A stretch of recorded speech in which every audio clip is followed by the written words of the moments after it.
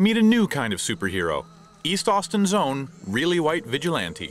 He doesn't run down purse snatchers or collar bank robbers. He fights the invasion of hipsters and high-rent condos into the low-income neighborhood.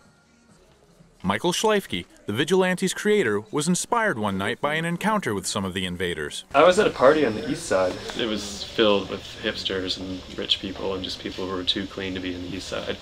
And a couple of them were complaining that the food was all gone and how much of a social faux pas that was.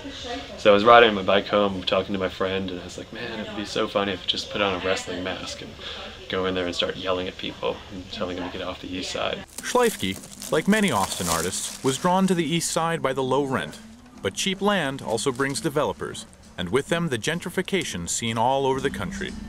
Schleifke feels there's a connection. So, the pattern kind of goes artists, so the first one's in, and a cool coffee shop opens up, and then it gets a little bit of foot traffic, and kind of, then people start to buy land and houses, and then everything goes crazy when the developers happen, So, and then artists are usually the first ones out, along with the long-term residents when everything goes up.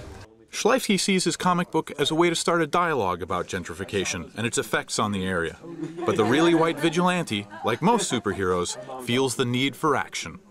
He uses a lot of different techniques to stop gentrification. I mean, it turns farcical fast, but he starts with kind of his first initial act to stop gentrification is just out of anger, and he spits on a yuppie's car and then runs off immediately. While his hero is driven to act by middle-class white guilt, Schleifke, who supports himself by selling his work at shows and studio tours, tries to remain a little more pragmatic about his part in changing the face of Austin's East Side. Artists don't look to become the gentrifiers. All we want to do is just have a place to live and work that's cheap, and that's the requirement of our life, and that's never going to change.